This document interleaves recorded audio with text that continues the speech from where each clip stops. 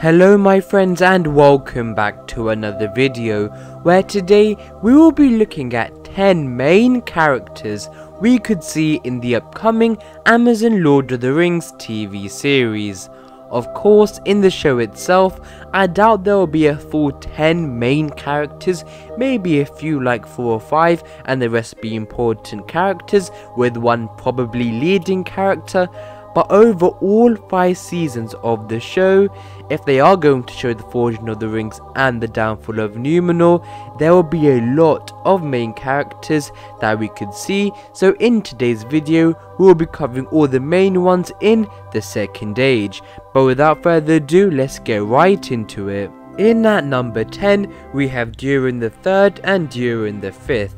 I know that is technically 2 characters, but the inclusion of both kings is quite similar, which is that they will both be central figures for the dwarves, which we know will be quite prevalent in Amazon's Lord of the Rings show, with recent leaks suggesting that.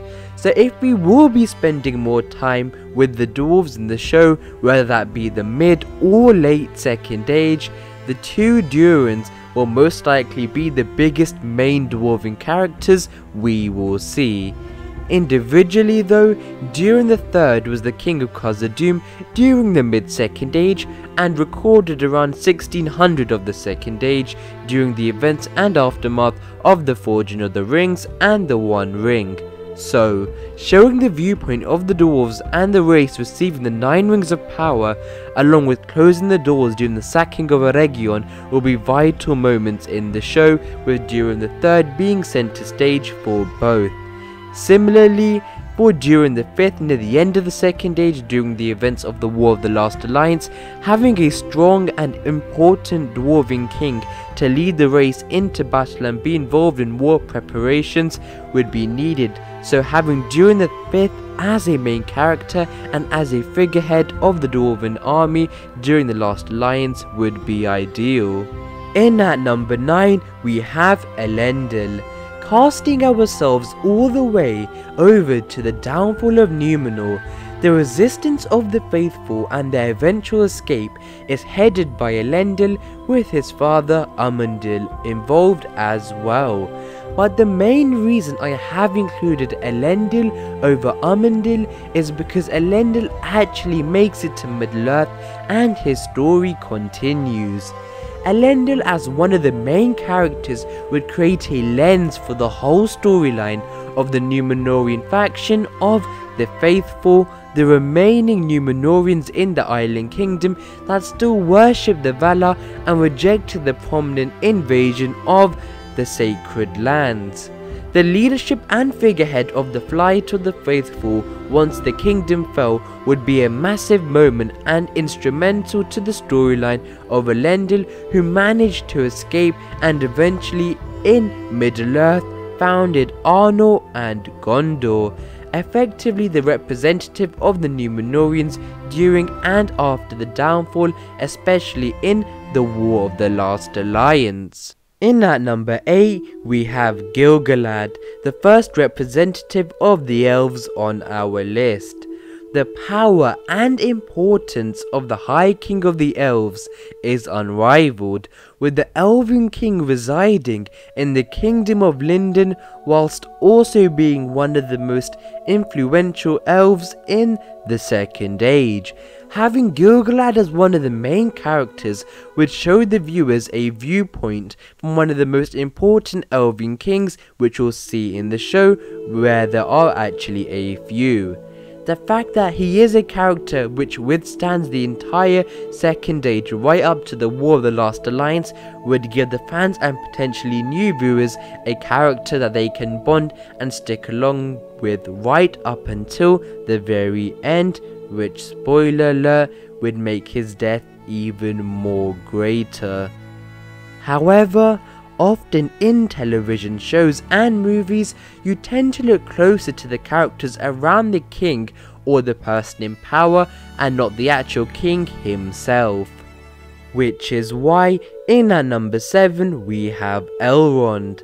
Elrond will undoubtedly be one of the main characters in Amazon's Lord of the Rings on Prime, and referring to my point earlier around looking more at the characters around the king than the king itself, during the earlier Second Age and Forging of the Rings period, Elrond is effectively Gil-galad's understudy and future lieutenant, and would generally be involved in the plot-worthy events such as being a messenger to Eregion, with Gil-galad just making the orders, which is why it would be more ideal to have Elrond as one of the main characters.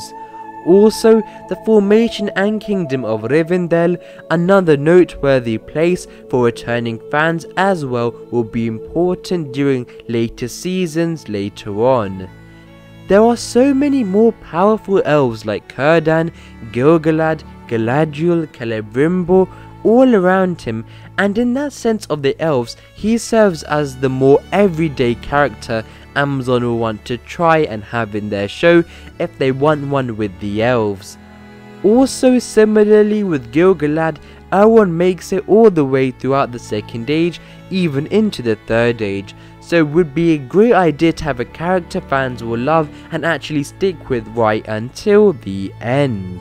In at number 6, we have Aldarion the Mariner. The tale and character of Aldarion is one of the most complete and flourished tales in the Second Age, even though it is earlier on in the Second Age, probably before the show will actually most likely begin. Having Aldarion potentially move forward and fitted into the show somehow timeline wise, it would make for an intriguing storyline which would be especially entertaining as well, showing a young prince daring for adventure to set sail to different lands and find new places that would be around long after he was gone, such as the port cities in Middle-earth, while also meeting the elves for the very first time and sending important diplomatic letters between kingdoms. The character of Aldarion is unique to any other character we could see in the Second Age show, and also the romance of his character with Erendis and how that eventually plays out would offer even more. An exciting and daring main character for Amazon, which would inject flourishment into the show amongst all the battles, court politics and pivotal events. In at number 5, we have Kelley Brimble, the Lord of Eregion. Whether the Amazon show will show the Forging of the Rings in the first few seasons, or all 5 seasons will cover the Forging and will end with the War of the Elves and Sauron, Kelley Brimble has to be one of the main characters, if not the main leading character, as the tale of the Forging of the Rings is intertwined with his character along with Sauron as well. Sauron, aka Annatar, deceives Eregion and also Kelley Brimble. They both build up this relationship, and then Kelley Brimble is the one who feels most betrayed by the Forging of the One Ring and Annatar revealing himself as Sauron, and in return ends up forging the 3 Elven Rings, which effectively kicks off the War of the Elves and Sauron, and he is the one who doesn't reveal the location to Sauron in defiance. It is essentially his story. Therefore, you might be thinking, why don't we put Kelley Brimble near the top or in the top few spots? Well, because number 5 actually fits him perfectly, as we are currently split on whether we'll see the whole Second Age, which means Kelley Brimble will only be the main character for a short while, or the mid-Second Age only, so the Fall of Eregion and the War of the Elves and Sauron. Either way, he is crucial to the events that will be told, including him at the center stage. But I don't think Amazon will make him the main character, and that will be explained further down the list. In at number 4, we have our Pharazon, the last king of Numenor. In television and in fantasy right now, the use and prevalence of grey characters, which implies a character is neither truly good nor evil. In the Second Age, our Pharazon is the closest character we truly get to a greyish character, and if Amazon do want to have one at the center stage of the show, then our Pharazon would be ideal.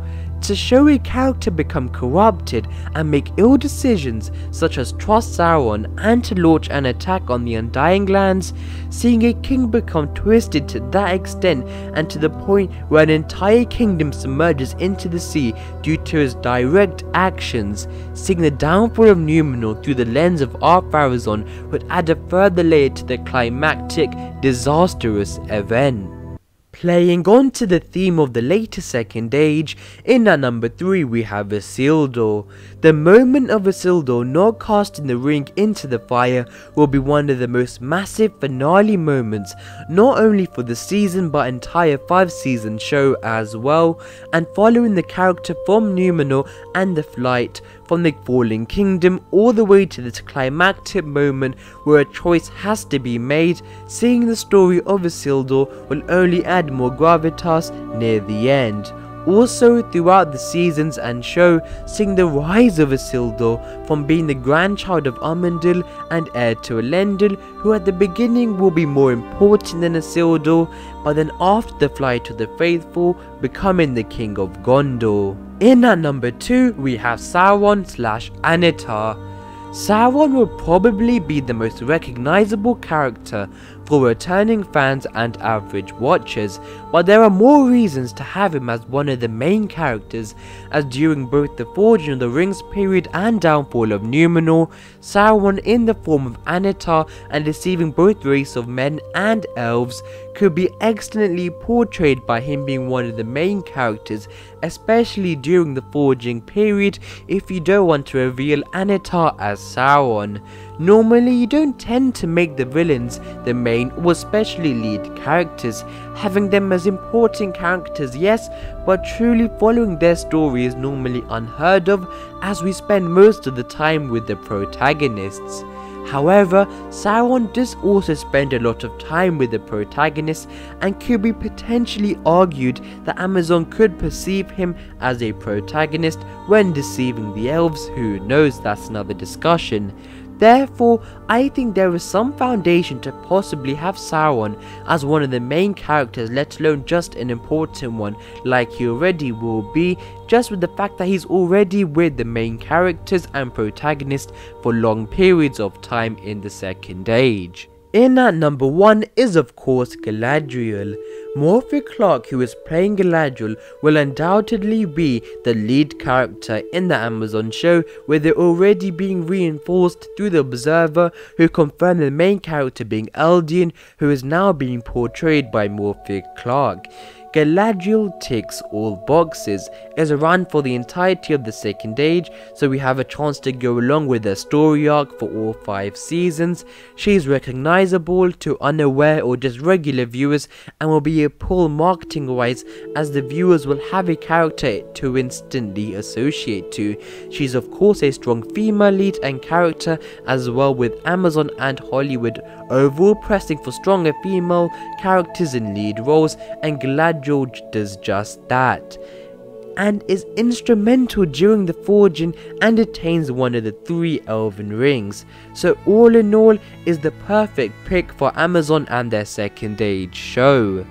Please let me know in the comments below who you want the main character to be, and then who you think Amazon will make the main character.